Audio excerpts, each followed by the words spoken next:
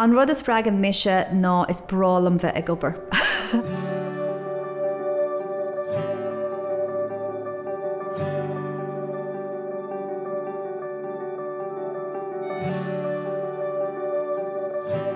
Is brálam bheith ag obair mar chuid de uireann mar ceapam san airnáil seo is na scanán agus I deilefís táid go léir ag obair le chéile. So sin an rud is I bríimiid mar grúpa, ní duine a bháin a dhéanaan san rud. Bhfuil smaoin sin bhd níos fearr acu siúd ná tá agamsa. Bhín mise ag obair th annach chuid seanraí éagsúla, so tá ag obair chláracha de fáistí cosúil le ícoléach agus na hinnealtóirí.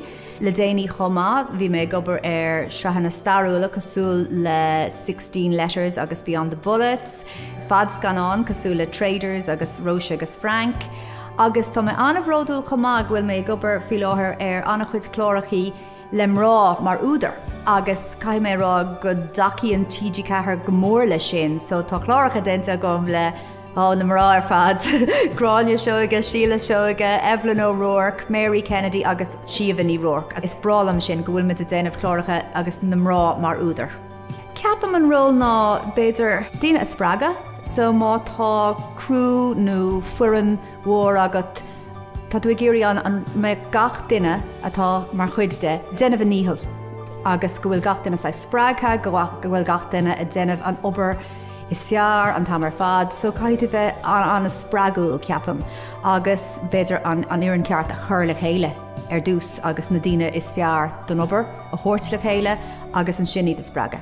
Tá sim agam sa is scéalta ancient a thugans sais léargas nua do dhaoine agus a thugans spreaga do dhaoine.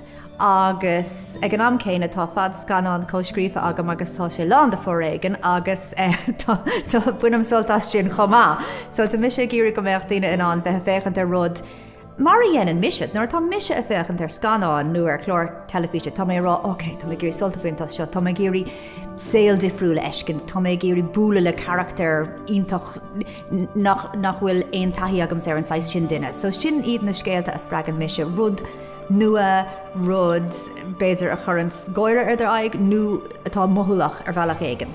Nuair a bhí mise níos óga ní raibh chlórachaí agus scanáin trí Ghaeilge, seachas rudí de fáistí beidir, agus beidir go raibh cúpla chlór cuasaí ratha nó ceol ní raibh an éagsúlachtán ach aníos tá sé churann sé Iomaire chríomh bheith féchant ar an réimse leathan de chlórachaí agus de scanán atá ar fáil.